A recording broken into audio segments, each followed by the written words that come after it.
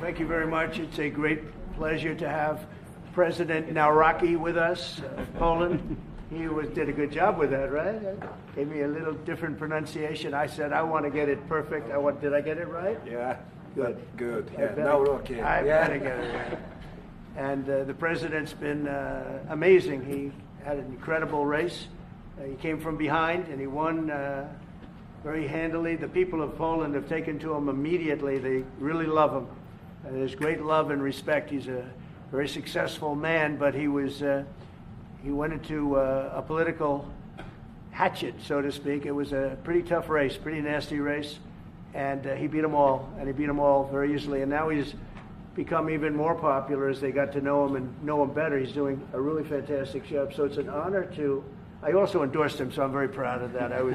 I don't endorse too many people, but I endorsed him, and I was very proud of that, the job he's done. I want to thank Vince Haley for that recommendation. Vince was fantastic, and I appreciate it. And I can tell you who really appreciates it, Poland, because they're very happy with their president. And I just want to say it's an honor to have you. We'll be discussing trade and various other things, the things that you discuss. We'll have a few questions from you, and then we'll get on to a discussion. Then we'll have lunch, and then he goes and he meets with the Pope. And that'll be very exciting. And say hello to the Pope for me. Yeah, okay. I will.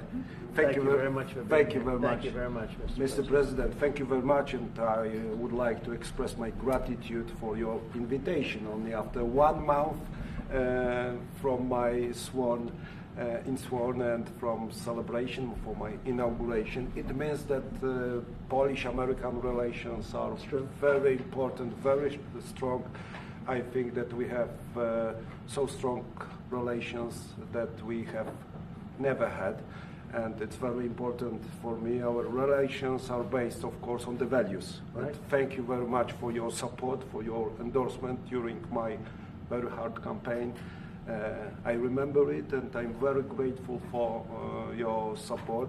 It was the fight me against others, so your support was very important, and the support of Polish people, Polish diaspora in United States of America. We have almost more than 10 million people here, and they voted for Donald Trump. They voted for me. Yeah, and in vast majority they voted also for me, so I would like to say hello to Polish diaspora in United States of America. Those relations for me, for Poland, for Poles, are very important with United States of America, and they are based on values: independence, sovereignty, democracy. And I think, Mr. President, that those values are epitomized by our common heroes, yes, Kazimierz Pułaski and Tadeusz Kościuszko. So thank you very much, and I hope it will be very fruitful discussion around the energy, around the economy and military service. Yeah. And the flyover was very much in honor of your great pilot who just passed away recently, who was a legend in Poland. You might want to say something about him. Yes, of course, it was a terrific accident in Poland. Thank you for this gesture that F-35 opened our meeting. Major Krakowian was one of the best Polish pilots, well-honed Polish pilots, and he died. He lost 2 children, so it was a great tragedy he was a legend in Poland, actually, a legend as a pilot. He was an incredible pilot, and I think he went to the Air Force Academy, actually.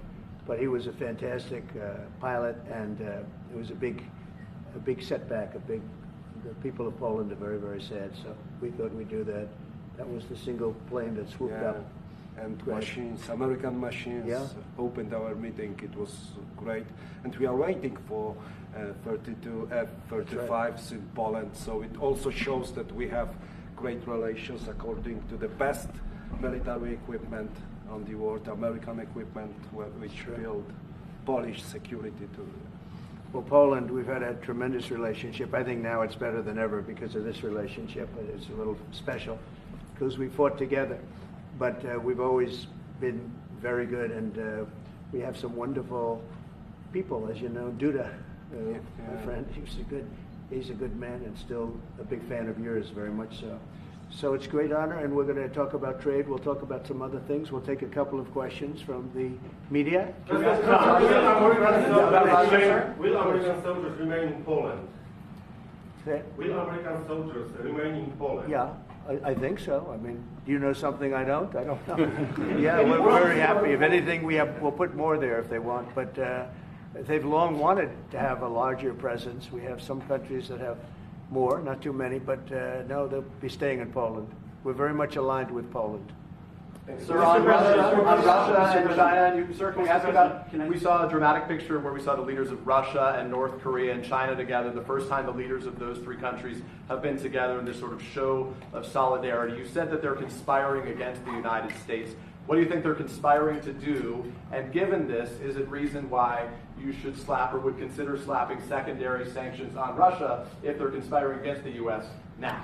Well, I've already done that with regard to India, and we're doing it with regard to other things. And I put out a truth last night. You saw that. And I was the one that brought it up. I said they're only doing this. They're looking to, when they did what they did, I thought it was a beautiful ceremony. I thought it was very, very impressive. But I understood the reason they were doing it, and they were hoping I was watching, and I was watching. My relationship with all of them is very good. We're going to find out how good it is over the next week or two. I think that we helped China very much, as you know, when they talk about freedom. And I don't believe that, and maybe I'm wrong, I hope I'm wrong, but I don't believe that America, that the United States was acknowledged for helping China to get to gain its freedom. But perhaps that was just that was a sleight of hand. I mean, I was very surprised. I watched the speech last night. President Xi's a friend of mine, but I thought that the United States should have been mentioned last night during that speech because we helped China very, very much. What was the reason? They should have been invited, Mr. President. What was the reason? Mr. President, do you think they should have been invited? Yes, go ahead. You've expressed many times your frustration and disappointment with Putin, but there's no action since you took your office. How do you know there's no? How do you know there's no action?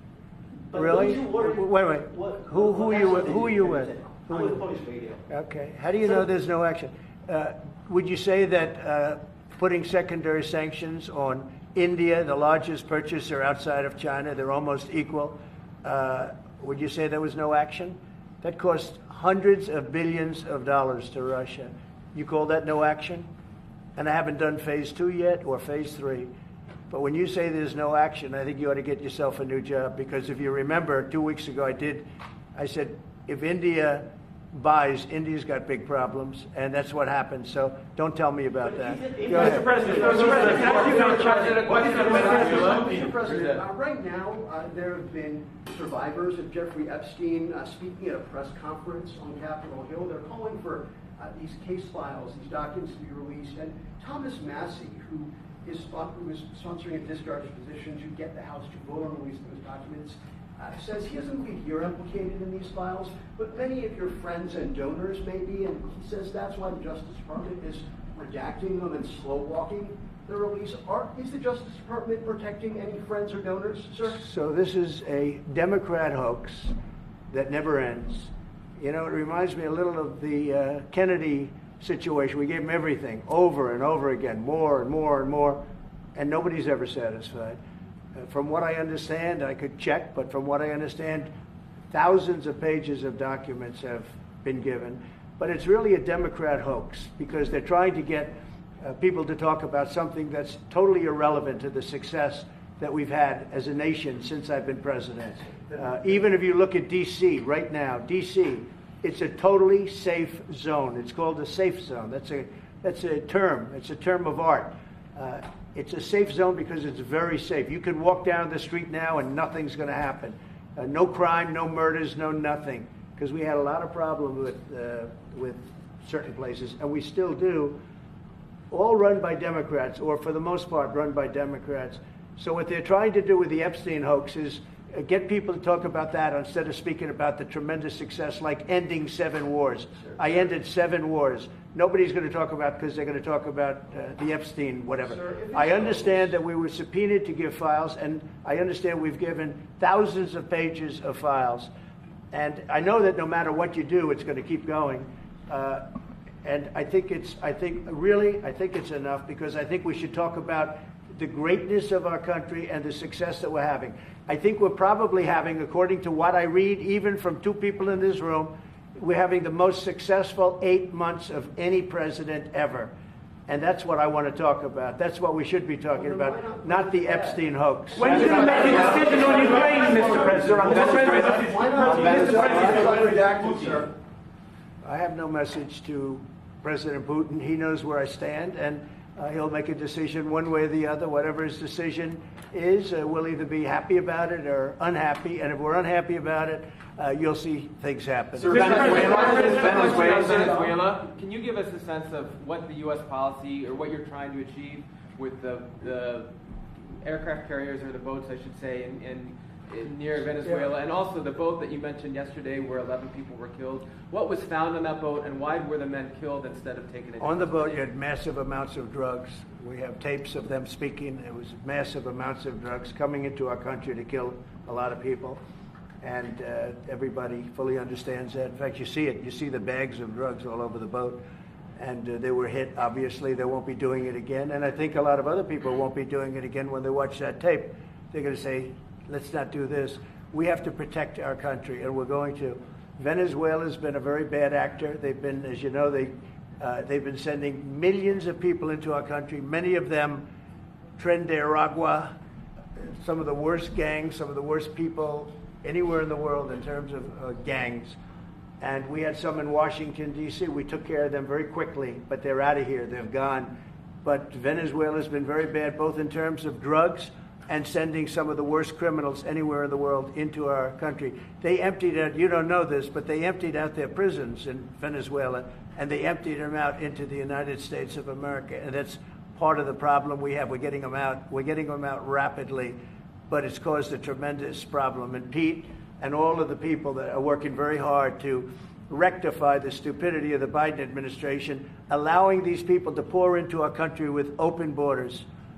We are paying a big price as a country for the incompetence of the Biden administration. But think of it, opened up prisons, drug dealers, drug lords, everything coming out of Venezuela. They said, and we said, we're not going to put up with it anymore. So Venezuela has been one of the worst actors in the whole group, and we have a group of pretty bad actors. Are you wanting to force withdrawal? Yeah, thank you, Mr. President. At the end of this month, the government, or the Congress, has to pass a budget. Do you think we can avoid a government shutdown? Yeah, I do. I think the Republicans will vote for an extension. We won't have any Democrat votes. We could give the greatest budget ever. Tax cut of 50%, everybody taken care of, perfect for women, perfect for men, perfect for minorities, perfect for everything, and we wouldn't get one vote for the Democrats because they've lost their mind. They are so deranged. They have Trump derangement syndrome, and I don't want to burden the Republican Party with it, but they really are. They've become almost sick. They actually think there is a disease. It's called Trump derangement syndrome. They've got it. No matter what we did, no matter how good, you could give them everything that they've ever dreamed of, and you wouldn't get one vote. These are sick people, and I think we're going to have a tremendous midterm. We just approved the largest tax decrease in the history of our country. We have things, if you think of it, no tax on tips, no tax on Social Security for our seniors, no tax on overtime, deductions when you buy a car and you borrow money to buy a car. First time they've ever seen anything like this. Middle-income people get deductions. You get a deduction when you buy a car. Nobody's ever seen. And by the way, they're selling cars like crazy. Cars are pouring back because of the fact that we have tariffs. Cars are pouring back into our car plants are pouring back into our nation. They're coming from all over the world. They're coming back. We lost about 54% of automobile manufacturing over a 30-year period, 35-year period. They're all coming back. I think they're coming back higher than ever before. We have AI going up. What we've done is amazing, and what we've passed is amazing. But the Democrats, I don't believe, will get one vote. It's very anti-crime. We want anti-crime. They're in favor of crime. We're against crime. They gave us things like men playing in women's sports, open borders for everybody. transgender for everybody. I mean, they wanted transgender for all of the crazy things that they were saying. And, you know, people would say they're 80-20 issues. I say they were 97-3. I always say 97-3, and nobody knows who the three are. This is the best issue of all. They are against preventing crime. They are fighting us. I want to go into Chicago, and I have this incompetent governor that doesn't want us. Do you know that this weekend 72 people were shot in Chicago? I'm embarrassed to say it in front of the president of Poland. 11 people were killed. 72 people were shot. Last week, 7 people were killed in Chicago, a place which is probably your number one place. I hate to say it. Yeah, a lot of Poles in Chicago. And we got to keep it safe. But 7 people were killed. The week before that, 5 people were killed, and 21 people were shot. This is in 3 weeks. So in 3 weeks, I lost almost 35 people were killed. It could have been stopped. If you look at Washington, D.C., 3 weeks ago, it was the same or worse. And now it's considered a totally safe zone. Restaurants are open. They're bustling. Restaurants, you have to see, restaurants were dying. Nobody wanted to go out. They didn't want to be attacked. They didn't want to be mugged. They didn't want to be attacked even in the restaurant. And you take a look at what's happened. Friends of mine that haven't gone to a restaurant in 4 years, one of them went out 5 times in the last 2 weeks to a restaurant with his family. They feel totally safe. Washington, D.C. is a totally safe city. You're not reporting any crime because there is none. They said crime is down 87%, and I said, no, it's not. It's down 100%. We have a great thing going. I could do that with Chicago. We could do that with New York. We could do it with Los Angeles. So we're making a determination now. Do we go to Chicago, or do we go to a place like New Orleans, where we have a great governor, Jeff Landry, who wants us to come in and straighten out a very nice section of this country that's become quite tough, quite bad. So we're going to be going to maybe Louisiana, and you have New Orleans, which has a crime problem. We'll straighten that out in about 2 weeks. It'll take us 2 weeks, easier than D.C. But we could straighten out Chicago.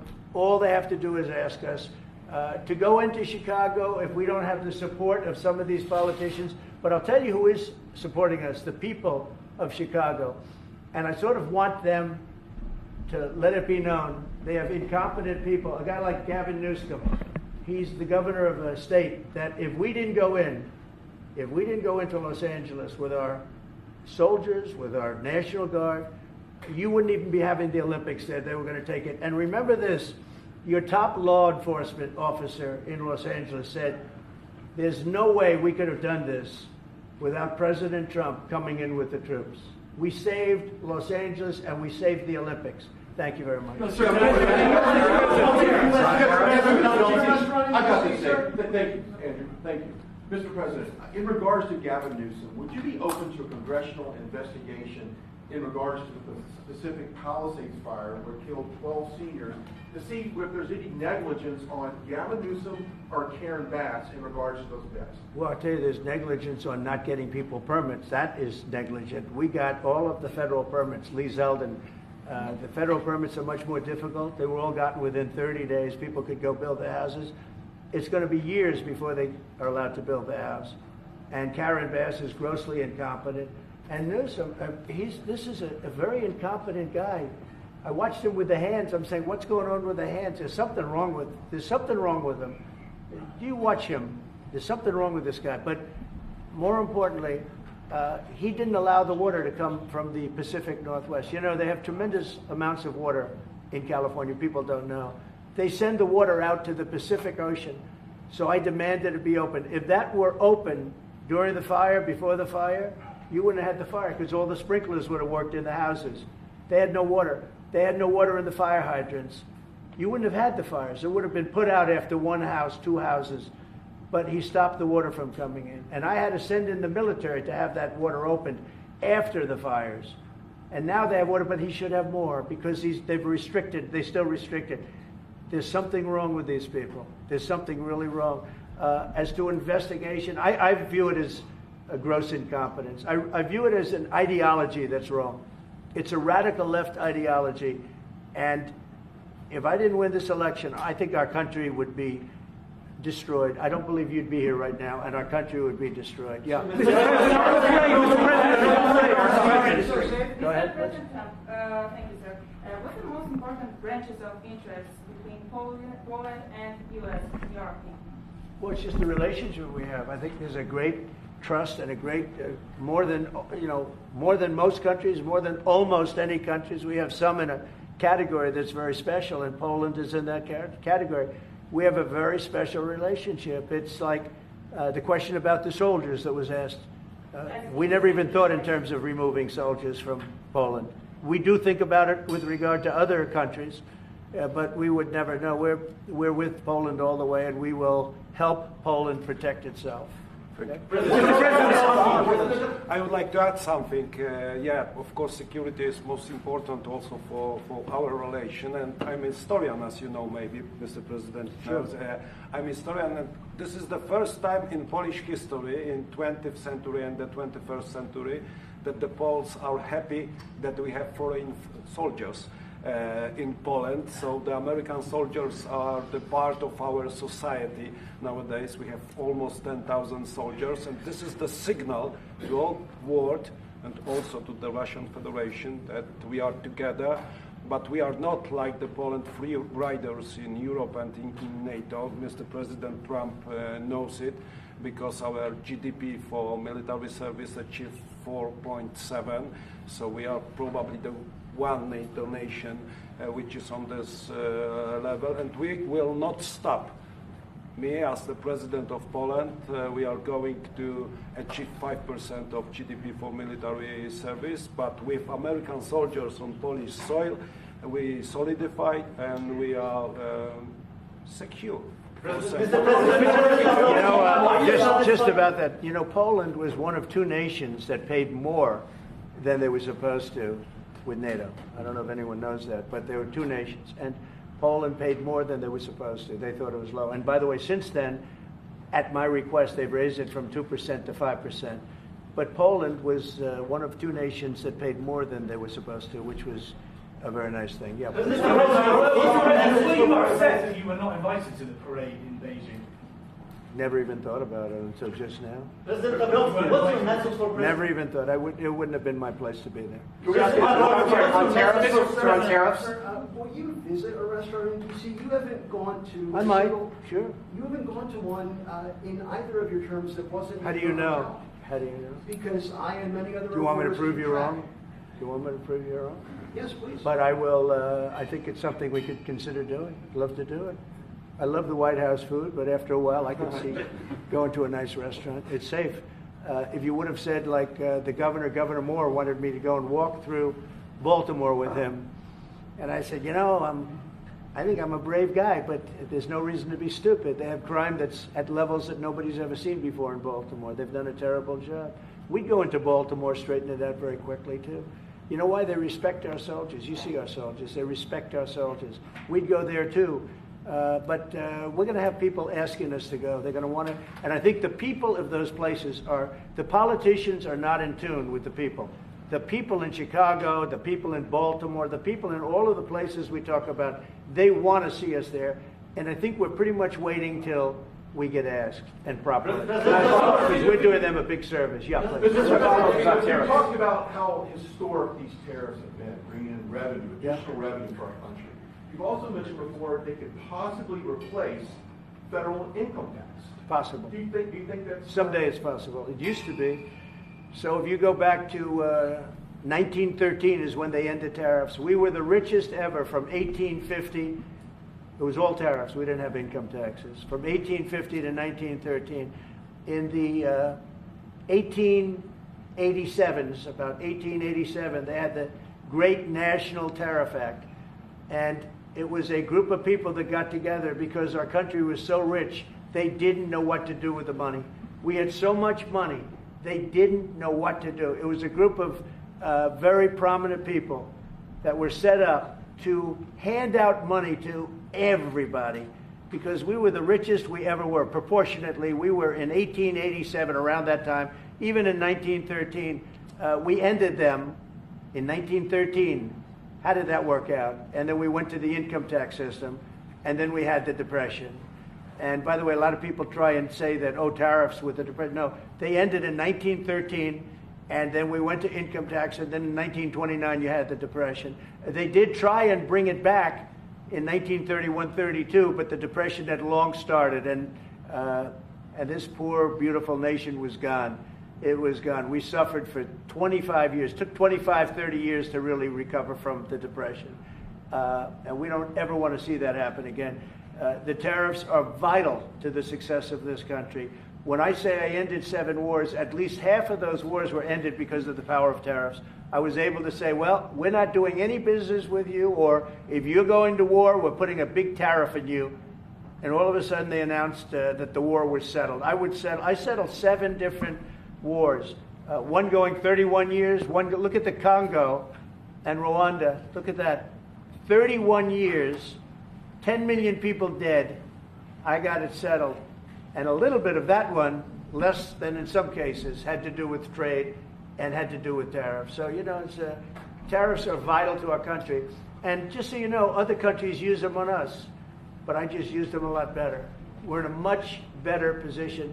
We have trillions of dollars coming into our country. If we didn't have tariffs, we would be a very poor nation, and we would be taken advantage of by every other nation in the world, friend and foe. We're not going to let that happen. And we have a very, very big case in the Supreme Court. I can only say this. Our country has a chance to be unbelievably rich again, but it can also be unbelievably poor again. If we don't win that case, our country is going to suffer so greatly. What's the backup plan, sir? But I think we're going to have a big victory. Even if you look at the people that brought the case, they're foreign-oriented.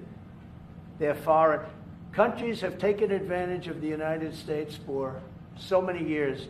And I started with China. You know, last term, I took in hundreds of billions of dollars in tariffs from China. But when COVID came, the last thing I was going to do is we're going to tariff France and Italy and, you know, others, Spain, when they were doing so badly. But now we made a deal with the European Union where they're paying us almost $1 trillion, and they're happy to do it. You know what? They're happy. It's done. These deals are all done. I guess we'd have to unwind them. We've done deals with Japan, with South Korea. We've done deals with many countries and others to come. And if we didn't have the power, prestige, and dignity of tariffs, and I used them wisely, and people respect America again, and we've become a rich country again. The money coming in is incredible. And again, they use them on us. If we didn't have them, they would use them on us, and we would have no way to fight them. We would be a third world nation. So I think it's one of the most important cases I've ever seen go before the Supreme Court of the U.S. 2 weeks ago, you gave Vladimir Putin a 2-week deadline to agree to talks with Volodymyr Zelensky. That deadline is now nearly approached. Can you give us any indication of when you will make it? Well, I'm having a conversation with him very shortly, and I'll know pretty much what we're going to be doing. We've taken very strong action, as you know. And in other ways, we've taken very strong action. But I'll be speaking to him over the next few days, and we're going to see. With who, sir? I'm going to know exactly what's happening. But I'm not happy with all the people. You got 7,819 people killed last week. Russian soldiers and Ukraine soldiers, right? Not American soldiers, not soldiers from Poland, but they're human beings. They're souls. They have parents. They wave goodbye to their parents, and their parents never see them again. That's the end of them. Over a stupid war, and I want to see it stopped. Now, we have stopped the money we send weapons to NATO. They pay full price. We don't, you know, Biden spent $350 billion so stupidly. And it was one of the reasons that this whole thing happened. A big reason this war happened was sitting right in these chairs, this one in particular. So I will tell you that I think we're going to have a good solution. But they're losing soldiers at levels that nobody has seen since the Second World War. This is the worst conflict, and it's just going on and on. It's one's defense, one's offense. The offense moves a little bit, just a little bit. You take a look. They move inches. They're dropping bombs and killing everybody. The whole thing is not since the Second World War has there been anything even close to this. And they're not soldiers from my country. This is my country. But I have a power to end things. That's why I was able to end 7 other wars. And you know that I thought of the 7, they're basically 7. Those are tough wars to end. Much tougher, I thought, than the war with Ukraine and Russia. I thought that Ukraine and Russia, I have a very good relationship with President Putin. I thought that would be much easier. I thought that would be in the middle of the pack, maybe one of the easiest. Sometimes you never know with war. You know, war is a very interesting thing. You never know with war. War is complex and dangerous, and what a mess, what a bloody mess. It's going to get done one way or the other. But they have to stop killing all of these souls. They're souls, and we have to stop killing. Just to follow up on that.